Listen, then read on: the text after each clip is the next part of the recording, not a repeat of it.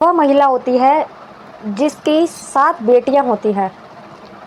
अब उसकी 7 बेटियां होती हैं, बेटा कोई नहीं होता और उसके पति का पहले ही स्वर्गवास हो जाता है, उसका पति का पहले ही देहांत हो जाता है। अब 7 बेटियां उसके पास होती है, वो कैसे भी नौकरी कर कर कैसे भी अपनी बेटियों को पालती पोसती है। उसकी बेटियां बड़ी होने लगती हैं।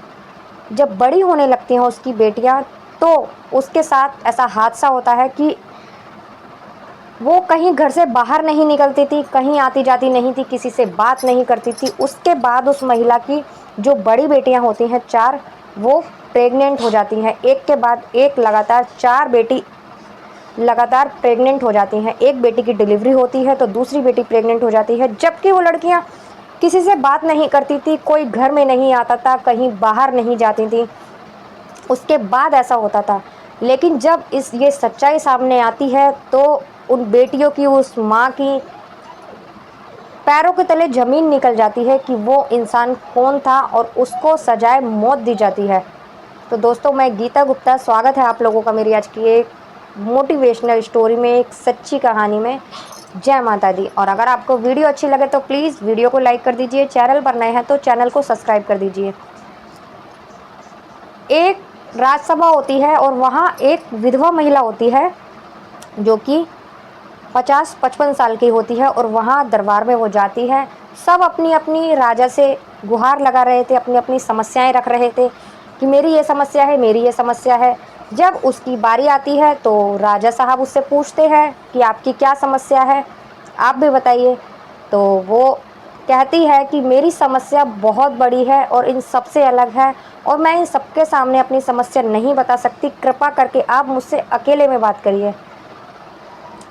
तो राजा साहब कहते हैं कि इतने लोग आए हुए हैं, यहाँ इतनी सारी प्रजा है और सारी की सबकी किसी न कोई बड़ी ना बड़ी समस्या है, एक से एक बड़ी समस्या है और सभी मुझसे बात करते हैं और मैं सबका समाधान निकालता हूँ। ऐसी कौन सी आपकी समस्या है जो आप सबके सामने नहीं बता सकती? वो कहती है कि अगर मैंने अपनी समस्या आपके सामने रखी तो मेरा और मेरी बेटियों का जीना दुश्वार हो जाएगा, इसलिए मैं आपसे कह रही हूँ कि मुझसे अकेले में बात कीजिए। जो मंत्री होता है वो भी कहता है कि वो राजा उसको इशारा करते हैं और इशारा करते हुए अपनी गद्दी से उठते हैं और एक कमरे में चले जाते हैं।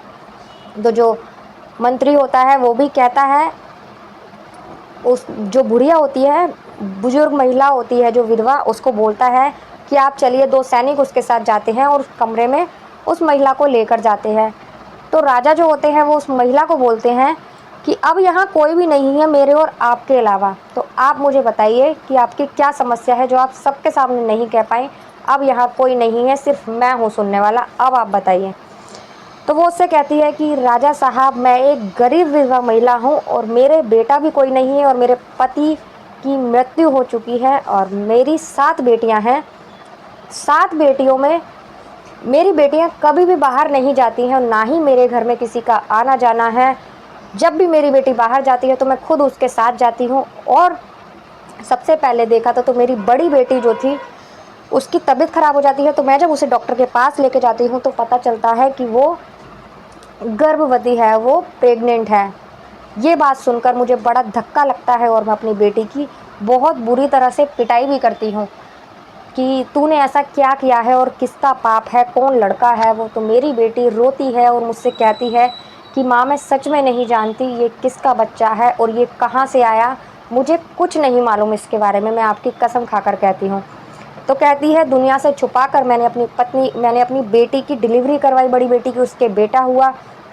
उसके बाद जो उससे छोटी बेटी थी उसकी तबीयत खराब होती है, मैं उसको लेकर जाती हूँ तो वो भी प्रेग्नेंट होती है। फिर उसके भी ऐसे ही होता है, उसके भी बच्चा होता है। फिर तीसरी बेटी के साथ ऐसा होता है और ऐसे कर कर कर मेरी अब चौथी बेटी जो है वो 14 साल की है और अब उसके साथ भी ऐसा ही हुआ है। बहुत मिन्नतें लेकर मैं आपके पास आई हूँ। मेरी 4 बेटियों की ज़िंदगी खराब हो चुकी है और मेरी 3 बेटियों की इज्जत भी खतरे में है, तो आप इसका समाधान बताइए। ये जब वो बता रही थी राजा को, तो राजा को ऊपर से नीचे तक पसीने आ जाते हैं और उनकी आंखों से आग निकल रही होती है गुस्से के मारे।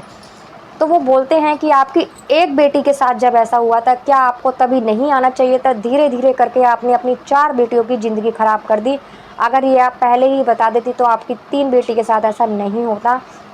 आपने आने में इतनी देर कर दी। आप जैसे जो छोटे लोग, गरीब लोग होते हो, वो ऐसे ही करते हो, अपनी इज्जत को लेकर बैठे रहते हो, और जब ज़्यादा बड़ी कोई बात हो जाती है, जब फिर बताते हो कि हमारे साथ ऐसा हो रहा है, तो वो कहते हैं कि मेरे रहते हुए मेरी प्रजा के साथ मेरे इतना बुरी तरह से किसी को परेशान किया जा रहा है और मुझे पता तक नहीं है। ये तो मेरे लिए बहुत मेरे डूब मरने वाली बात है। जब राजा ऐसा बोलते हैं, कहते हैं कि माताजी आप जाइए, और अब वो आपकी बेटियों की इज्जत नहीं, मेरी बेटियां हैं, और मैं खाना जब ही खाऊंगा जब इस चीज़ का समाधान कर लूँ, उस अपराधी को आपके सामने लेकर आ जाऊँ। वो कहते हैं कि आप अब घर जाइए बेफिक्र होके। वो बुढ़िया वहाँ से निकलकर, वो महिला वहाँ से निकलकर चुपचाप वहाँ से चली जाती है। राजा आते हैं, अपनी गद्दी पर बैठते हैं, बाकी लोगों की जो भी प्रॉब्लम होती है उसे सॉल्व करते हैं। फिर 2 घंटे का जो खाना वाना खाने का टाइम होता है, वो ब्रेक का टाइम आता है, और जो मंत्री होता है वो राजा की तरफ जब देखता है तो वो बोलता है, वो सोचता है कि जब से वो महिला आई है, जब से बात करी है राजा से, राजा बहुत दुखी है, बहुत टेंशन में है, ज़रूर कोई बड़ी समस्या है। तो वो राजा होते हैं तो कहते हैं, मैं विश्राम करने जा रहा हूँ अपने कक्ष में, और मेरे साथ मेरे कक्ष में आओ, मेरे रूम में आओ। तो मंत्री जब उनके कमरे में जाते हैं तो वो राजा सारी बात उन्हें बताते हैं कि मेरे रहते हुए मेरी प्रजा के साथ ऐसा हो रहा है, ऐसा ऐसा हुआ है उस महिला के साथ, तो क्या किया जाए? जब तक मैं खाना नहीं खाऊंगा, जब तक उस अपराधी को मैं दंड ना दे दूं। तो जो दोनों मिलकर, राजा और मंत्री दोनों मिलकर सोचते हैं कि क्या किया जाए, कैसे उसको पकड़ा जाए। तो मंत्री जो होता है वो राजा के कान में कुछ बोलता है, तो दोनों कहते हैं कि ठीक है, हम ऐसा ही करेंगे। उसके बाद जो मंत्री होता है वो रात को 9 बजे एक बकरी लेकर उसके यहाँ जाते हैं, उस विधवा महिला के यहाँ जाते हैं। जब गेट बजाते हैं तो वो महिला गेट खोलती है, तो वो कहती है कि इतनी रात हो गई मंत्री, आप यहाँ कैसे? तो वो कहता है कि मुझे अंदर तो आने दीजिए माताजी, तब मैं आपको बात बताऊँगा। तो अंदर जाता है तो उनसे बोलता है कि कौन है आप तक, ये क्या? ये राजा ने और मैंने एक योजना लगाई है जिससे उसको पकड़ सके। कृपया करके आप हम पर विश्वास रखिए और आज की रात हम उसे पकड़ लेंगे। तो वो कहते हैं, आप मेरे काम में दखल अंदाजी मत कीजिए, बस हम पर भरोसा रखिए। तो वो लड़कियां भी सारी होती हैं और माँ भी होती है, वो उस बकरी को लेकर छत पर जाते हैं और छत पर उस बकरी को बांध देते हैं और नीचे आ जाते हैं। आते वक्त उस माँ से और बेटियों से बोलते हैं कि बस आज की रात किसी को ये शो मत होने देना कि हमने कुछ ऐसा किया है जिससे कि मुजरिम पकड़ा जाए। इत्मीनान करके सो जाइए आप लोग। और जब वो वहाँ से चुपचाप निकल जाते हैं और 2 मंत्रियों को आसपास छोड़ दिया, 2 सिपाहियों को आसपास छोड़ दिया जाता है कि जब वो मुजरिम आए तो उसे पकड़ा जाए। वहाँ से जाने के बाद में जब 2:30-3 बजे का टाइम होता है तो वो जो मुजरिम था वो मुंह पर नकाब बांधे काला कपड़ा छत पर जाता है। छत पर जैसे ही वो जाता है तो बकरी जब इतनी रात को किसी को देखती है तो वो चिल्लाने लगती है, वो मैं करने लगती है, और उसकी 2:30-3 बजे का टाइम था तो उसकी आवाज़ गूंजने लगती है चारों तरफ। जब गूंजने लगती है तो जो सिपाही होते हैं वो अलर्ट हो जाते हैं, और जो मुजरिम था वो इस बात पर गौर नहीं करता कि ये बकरी क्यों बांधी गई है यहाँ। वो वहाँ से होकर नीचे झीलों में जाने लगता है। जब वो नीचे आता है तो मंत्री को पता लग जाता है, और मंत्री वगैरह और घर के भी सभी लोग जाग जाते हैं, और मंत्री उसको पकड़ लेते हैं। पकड़ कर उसे हथकड़ी लगा देते हैं और हथकड़ी लगाकर वहाँ ले जाते हैं, दरबार में ले जाते हैं सीधा। और जो मंत्री होता है वो उनको बोलता है लड़कियों को और उनकी माँ को कि अब आप बेफिक्र होकर सो जाइए, अब कोई डरने की बात नहीं है, हमने मुजरिम को पकड़ लिया है और कल सुबह दरबार में उसे पेश किया जाएगा, आप लोगों से वहीं उसे मिलाया जाएगा कि वो कौन है।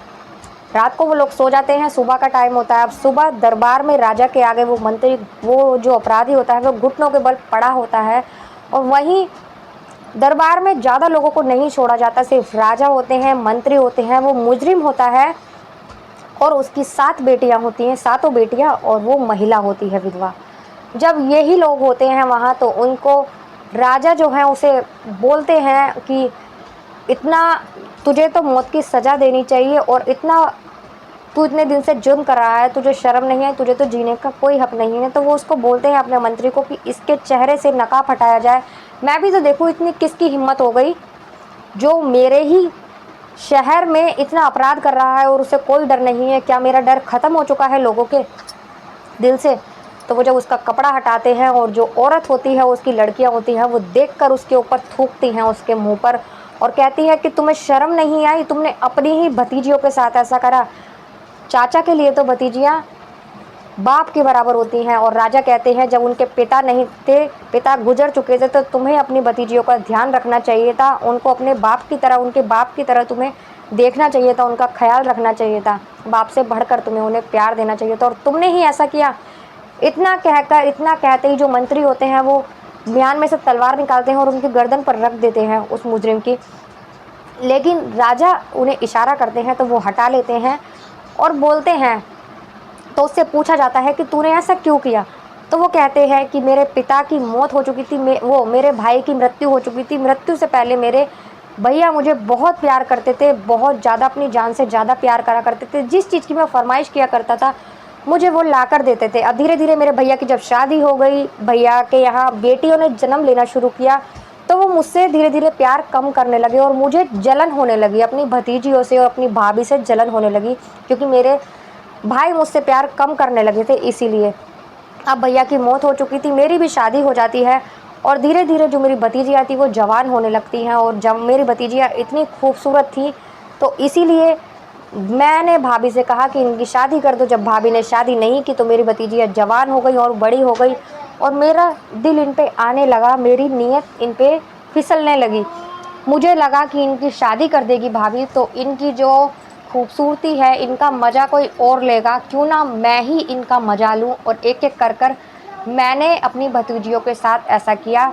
मैं किसी वैद्य के पास गया था, वहाँ से कोई जड़ी बूटी लेकर आया जिसको सूंघाने से इंसान 3-4 घंटे के लिए बेहोश हो जाता था, उसे कोई होश नहीं रहता था।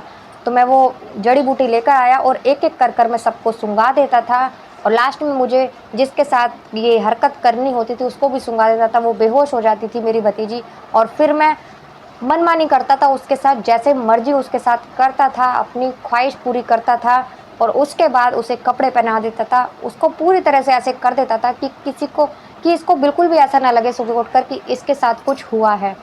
ऐसा करते करते मैंने पहली भतीजी के साथ, दूसरी के साथ, तीसरी के साथ और फिर चौथी के साथ ऐसा करा। उसके बाद मैं पाँचवीं के साथ ऐसा करना चाहता था, लेकिन मेरी जो भाभी है वो आपके पास आ गई, आपसे शिकायत कर दी मेरी और मैं पकड़ा गया। अगर भाभी यहाँ ना आती तो मैं और भी 3 भतीजियों के साथ ऐसा ही करता।